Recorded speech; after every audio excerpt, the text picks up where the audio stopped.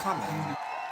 Hey guys, and welcome to another episode of the That's Scary with Melanie P podcast. I'm your girl, Melanie P, and we are here to have a conversation.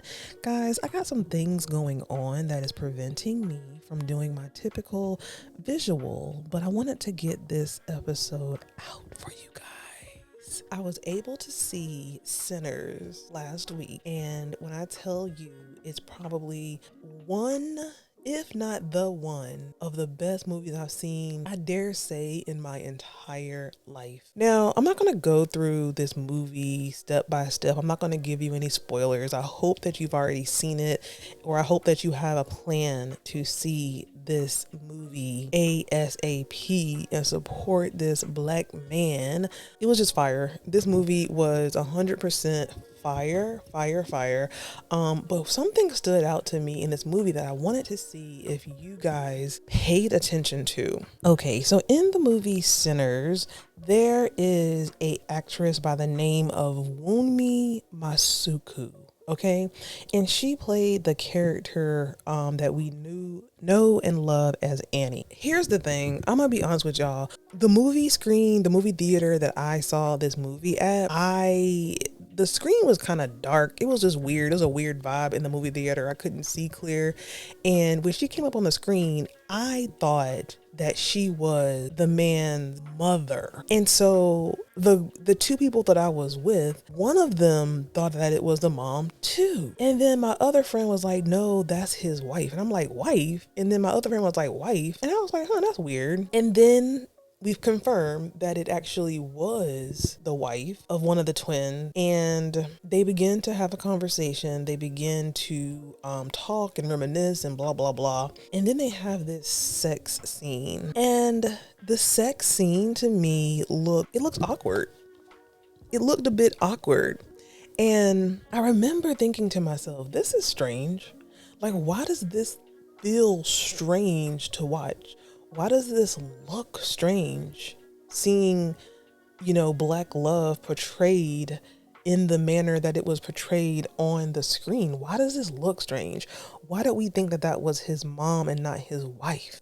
Then you go on, and I continue to watch the rest of the film, and there is a Caucasian, well, I guess she's Caucasian, but she's biracial. I'll add her on the screen. And then there's another black lady who ends up being Sammy's one of the main characters' love interest, right? So Sammy's love interest, she is a beautiful dark-skinned woman. I guess I'm saying all this to say is, I was wondering, why did seeing this beautiful lady, seeing Annie played by actress Wunmi Masuku, why was that so strange? And then I realized that it was strange because we are not used to seeing black women who look like Annie in those type of romantic, sexual scenes in a movie. We're not used to seeing full figured,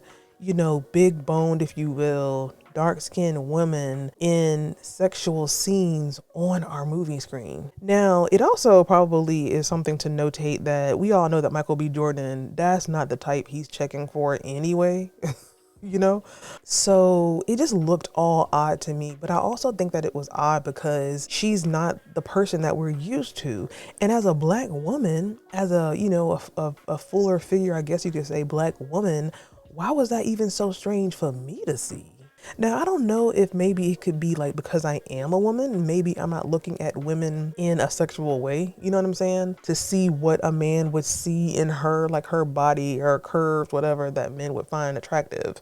Because as I'm saying that, it's almost like I am admitting to the stereotypical, how do I want to put it? The societal beauty norms, like that even has me brainwashed as a black woman, as a deeper skin tone black woman, as a black woman who isn't skinny. That was even strange for me to see that on the screen. And it just had me thinking. It had me thinking a lot of things. Why do we not see more black women who look like Annie in those type of roles, in those type of scenes? I feel like typically the body type, the look of Annie in this movie is more so in a mammy type role. And I even feel like for some reason, and I don't know if it was intentional, but it was still giving mammy energy. You know, she was the one frying the fish. She was the one protecting the black men. She was the one, you know, she was that strong black woman that even led everybody to understand that, hey, this is vampires. Hey, this is what's going on. Hey, this is what you need. Hey, eat this garlic. She was still that strong black woman stereotype. And I don't know if that was intentional, but at the end of the day, is that really a stereotype, right? Because especially in those times, black women had to be a level of strong, extra strong for black men. So I don't know if that's why Mr. Googly did that. And it's just interesting, me as a black woman, even that looking strange to me. So that just really goes to show how programmed we are, even in our subconscious mind, for a black woman, a full-figured woman, a dark-skinned woman to be on the screen in a sexual situation in that type of role. That even seems strange to me, to the point to where I thought that can't be his wife, that has to be his mom. And you know, think about this. Think about any, like, where have you seen women, black women who look like Annie, the character Annie, in that type of non-mammy role? You don't ever see that. That is a good chunk of black women's body type and aesthetic, but we don't ever see that portrayed anywhere on our screen, big screen or little screen. That is why it was such a shocker for me to even see that, and for that even makes sense to me. And I am that woman. And it makes me think, Ryan Coogler. It makes me think, did Ryan Coogler do that on purpose? Did he put this lady in this role of Annie on purpose, intentionally? It seems like this movie had a lot of intentionality, to where you have to really, really go back and watch it again, and then go on TikTok and like look at the what did I miss in this movie TikTok reels, to explain, like, okay, everything is a symbol of something. Everything in this movie symbolizes something. Not everything, but a lot of things in this movie has certain symbolism. That's very important. So this really could have been intentional on Ryan Coogler's behalf, to, like, you know, make this normal. But again, he didn't go too far. He still kept her in that mammy-esque, you know, space with the frying the fish and being the strong black woman, protecting the men, you know, with the hoodoo. Now, I did also enjoy the aspect of him portraying hoodoo, which is typically seen as some type of sinister thing, but to my understanding, hoodoo aligns a lot, if not all the way, with African spirituality, where we come from, our ancestors come from. So it was really great to see that portrayed in a way that wasn't negative. A lot of symbolization in this movie. I loved the music. Now, let's talk about the music, y'all. Sammy was played by actor Miles Catton. Now, Miles Catton is either 20 or 21 years old. I think he's 20 years old. You know, he plays the nephew of the twins, of Michael B. Jordan's character. He plays his nephew, and he's like, you know, the main singer in the movie. And they have this one scene, spoiler alert, where he literally goes down on this married woman. That's another thing. There was a lot of I don't want to say vulgar, but just a lot of sex scenes, right? And it makes me think, like, when you see these movies that have these explicit sex scenes, it makes me think about the director of this movie, because some of the sex scenes and the wording used around the whole sex scene is real, like, kind of like it's kind of grimy. It's like wordage to me that you don't typically hear in these movies. So again, like, is that intentional to give it that, you know, real life energy? But even more of a question in my mind is, what goes on in the minds of these directors who put this in the movie.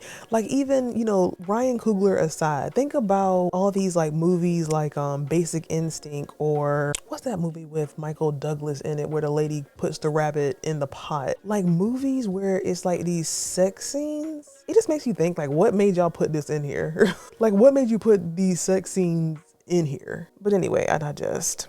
Wait, is it digest? I digest. I don't know, child. So yeah, it was a lot of sex scenes in there. But let's talk about Miles Catton. So Miles Catton is the actor who plays Sammy, and he has this sex scene. And when I tell you, this man, I thought that maybe it wasn't really his voice, because the voice was so smooth. The music and his voice in this movie when he was singing the blues was so smooth, so melodic, and his singing in the movie is literally what conjures up and attracts the vampires, because his singing is basically shown in the movie to transcend space and time and to conjure up the vampires. His voice was so sexy.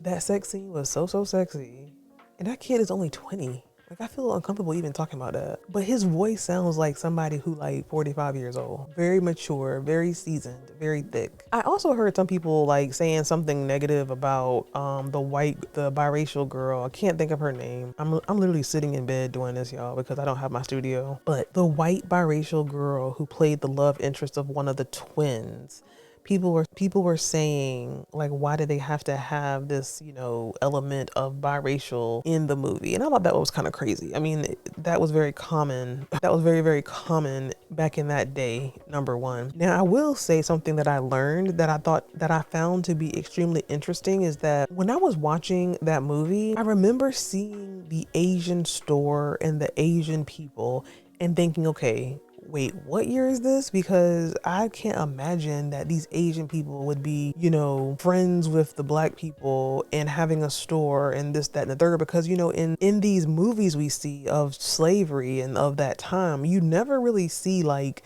Asian people. And so come to find out, that was very common in that day for Asian people to basically intermingle with black people, set up stores in the community, and basically do kind of what they're doing now, which is crazy to me. Me and my friend was talking about how everywhere you go, the Asians have a hair store, and now they have crab boils. And we all know that niggas like hair and niggas like crab boils. And so seeing the Asians in this movie was something that I actually learned, because I just didn't think that. I thought that was just something that was just, you know, an element that he added for some reason. I really did not think that made sense. I thought that it just wasn't something that was true, but it actually was true. And, you know, I like a lot of Black history. I have visited a lot of Black museums. I just love Black history in general. And so I don't recall seeing the Asians portrayed in the things that I've seen, or even the museums I've been in. I don't recall seeing Asians. So I thought that was very interesting.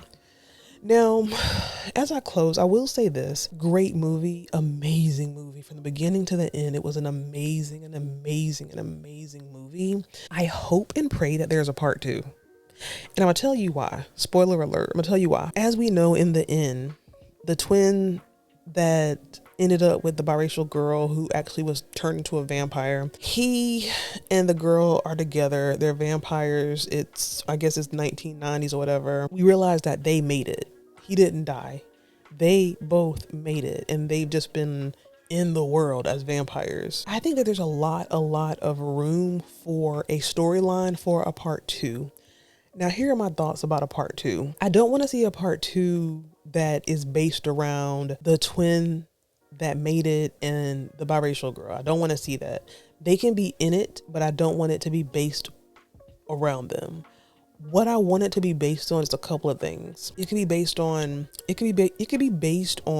the story behind the twins' father and Sammy's dad. So the twins' father and Sammy's dad are brothers. If you listen into the movie, you understand that the twins' dad, Sammy's dad's brother, was not a good man. And I feel like they even said that he was an evil man.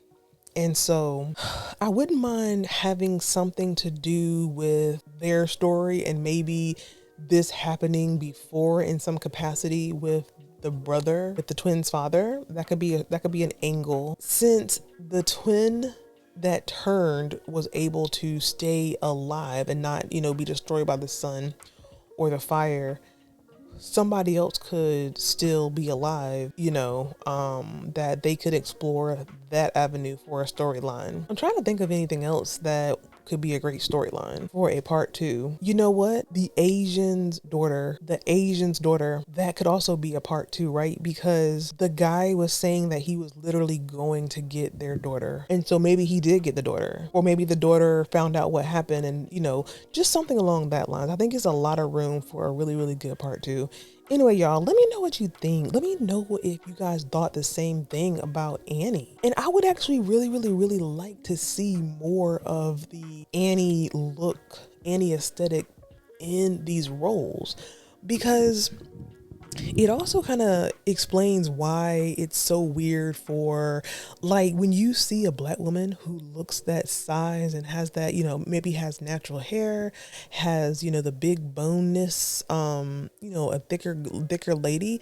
I think sometimes it's hard for people to understand them in a soft capacity, which is why it's so important for representation and why it's so important for this soft girl, Black girl, soft life movement. I'm all for the Black girl, soft life movement. But even, again, I'm holding the mirror up to myself. I don't know if I think about Black girl, soft life with bigger boned Black women. Not saying that I don't believe, let me correct this. And maybe it could be because we look at people who look like us, our body types, or like what, like we look at on social media, on our explore page. I'm sure if I was a bigger woman, then maybe I'd be looking at bigger women on my Instagram. But when I think about Black woman, soft life, I don't think about women who look like her. I think about the fit Black girl. And this has nothing to do with like color. Like I think about dark skin, light skin, whatever. Honestly, mostly dark skin.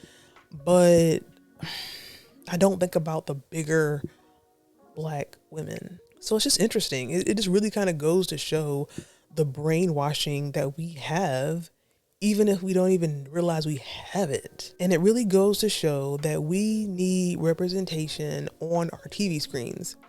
And here's the thing, and not to go deep and not to go left, but it makes me also think of why it's important for like the LGBTQ people to see people who look like them on the TV screen.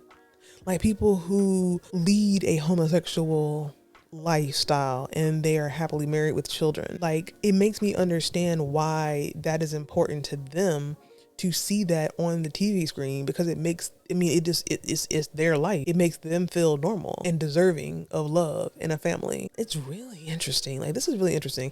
This movie needs to really be dissected and taught in somebody's class, because there's so many layers to it. And I didn't want to go through like the total movie itself. I wanted to kind of stick around the whole aesthetic of Annie.